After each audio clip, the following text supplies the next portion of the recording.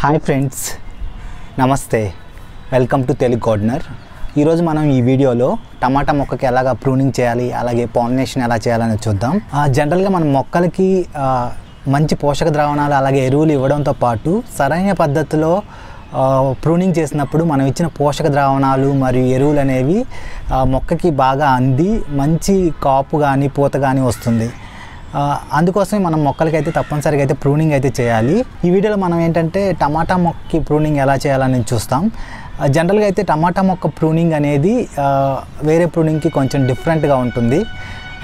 ఏంటంటే జనరల్గా అయితే మనం ప్రూనింగ్ అంటే పైన పార్ట్ని కట్ చేస్తాము, కాకపోతే టమాటా మొక్క వచ్చేసరికి అలా పైన పార్ట్ని కట్ చేయము. ఇప్పుడు మనం ఈ వీడియోలో చూద్దాం టమాటా మొక్కకి ఎలాగ ప్రూనింగ్ చేయాలన్నది. ఇక్కడ మీరు టమాటాలు కూడా చూడవచ్చు. మేమైతే చాలా హ్యాపీగా ఫీల్ అవుతున్నాము. కాయలు అయితే చాలా వరకు పడ్డాయి.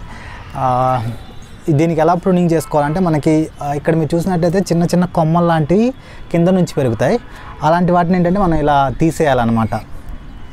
అలాగే టమాటా మొక్కకి ఎప్పుడు కూడా మనం పై పార్ట్ని కట్ చేయకూడదు, ఎందుకంటే పైనే మనకి ఎక్కువ పూత వస్తుంది, అక్కడే కాయలు కాస్తాయి. కాబట్టి ఈ పై పార్ట్ని మాత్రం ఎప్పుడు కట్ చేయకూడదు. మనం కింద నుంచి ఏవైతే కొమ్మలు వస్తాయో వాటిని సక్కర్స్ అంటారు, వాటిని మాత్రమే మనం ప్రూన్ చేసుకుంటూ ఉండాలి.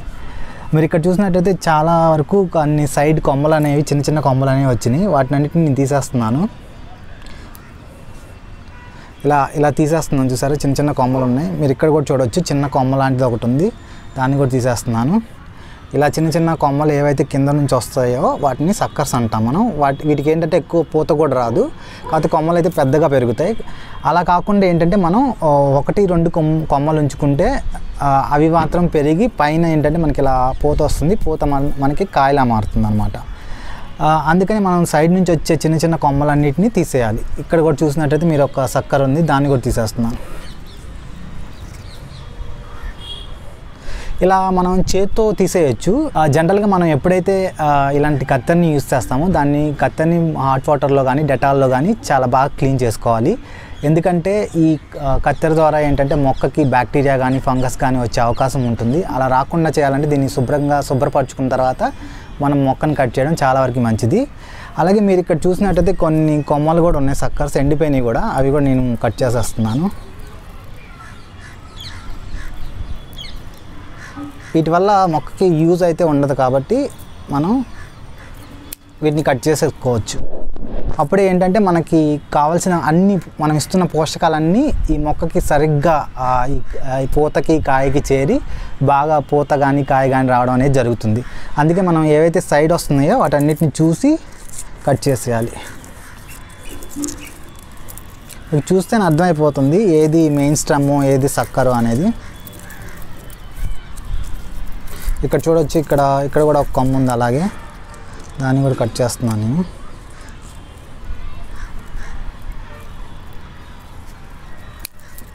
ఇదిగోండి ఇలా కట్. అలాగే మీరు చూసి ఇలా కట్ చేసుకోండి. పూతన కొమ్మలు మాత్రం చూడండి, పూతన కొమ్మలు మాత్రం కట్ చేయొద్దు. ఇదిగోండి ఇలా అన్ని సక్కర్స్ అన్నిటిని కట్ చేసుకోవాలి మనం. ఇలా ఎండిపోయిన కొమ్మలన్నిటిని కట్ చేసేస్తున్నాను. ఇప్పుడైతే మనం దీనికి అన్నీ ఉన్న సక్కర్స్ అన్నిటిని కట్ చేస్తాము, చిన్న చిన్న సక్కర్స్ అన్నిటిని. పైన వరకే మనకి దీనికి వచ్చేసరికి 2 ఉన్నాయి, ఇక్కడ 2 మొక్కలు ఉన్నాయి, దీనికి 2 కొమ్మలు ఉన్నాయి. ఇలా 2-3 కొమ్మలు ఉండేటట్టు చూసుకోండి మీరు, ఎందుకంటే అప్పుడే మనకి కాపు అనేది బలంగాను ఎక్కువగాను వస్తుంది. మిగతా కింద నుంచి పెరుగుతున్న కొమ్మలన్నింటినీ చిన్న చిన్న వాటన్నిటిని తీసేయండి. అలాగే ఇంకొక ఇంపార్టెంట్ విషయం ఏంటంటే మనం ఈ మొక్కకైతే సపోర్ట్ అనేది చాలా వరకు ఇవ్వడం మంచిది. ఎందుకంటే కాపు వచ్చిన తర్వాత చెట్టుకు బరువు ఎక్కువ అవుతుంది. అందుకే నేను ఇక్కడ కర్రను పెట్టాను. యాక్చువల్గా నేను ఈ కర్రను పెట్టినా కానీ ఇది ఇరిగిపోవడం అనేది జరిగింది, అందుకే దీనికి ఇక్కడ ప్లాస్టర్ వేయడం అనేది జరిగింది. కాబట్టి మీరు మర్చిపోకుండా ఈ టమాటా మొక్క పూత కానీ కాయ వచ్చినప్పుడు మాత్రం ఒక సపోర్ట్ లాగా కర్రలను పెట్టండి. అప్పుడు మాత్రం అది ఇరిగిపోకుండా స్ట్రాంగ్గా ఉంటుంది. ఇప్పుడు ఇందాక మనం ఒక పెద్ద మొక్క చూసాం, ఇప్పుడు చిన్న మొక్క. ఇది వచ్చేసరికి హైబ్రిడ్ అనమాట, అది నాటు మొక్క. ఇక్కడ ఈ మొక్కకు చూడవచ్చు మనం. ఈ మొక్క ఏంటంటే ఇప్పుడే పెరుగుతుంది. ఈ మొక్కకి ఏంటంటే మనం కింద నుంచి ఇలా ప్రూన్ చేసుకోవాలి. అంటే ఈ కింద ఆకులు అనేవి మనం కట్ చేసుకోవాలి. మనకి ఇవి ఎప్పుడైతే సాయిల్కి టచ్ అవుతాయో వీటి ద్వారా ఏంటంటే ఏదైనా ఫంగస్ కానీ బ్యాక్టీరియా కానీ మొక్కకి అటాక్ అయ్యే ఛాన్సెస్ అయితే ఉంటాయి. అందుకే మనం ఈ లీవ్స్ అనేవి కిందకి అంటకుండా మనం వీటిని కట్ చేసుకోవాలి. ఇక్కడ మీరు లీవ్స్ చూసినట్టయితే ఆల్రెడీ వీటికి లీఫ్ మైనర్ లా వచ్చింది. ఎనీవే అందుకని మనం వీటిని ఇలా కట్ చేసేసుకుందాం. ఇలా కట్ చేసేస్తున్నాను వీటిని.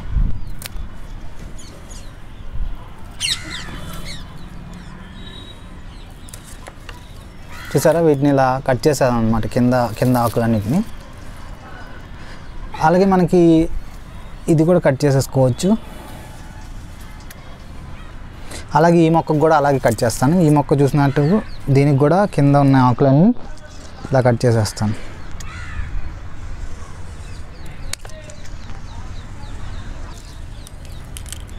చూసారా, ఇప్పుడు ఇదంటే మనకి నీట్గా పెరగడానికి ఛాన్సెస్ ఉంటాయి. అలాగే సాయిల్ నుంచి మనకి ఎలాంటి బ్యాక్టీరియా కూడా పైకి అటాక్ చేయడానికి ఛాన్సెస్ అనేవి చాలా తక్కువగా ఉంటాయి.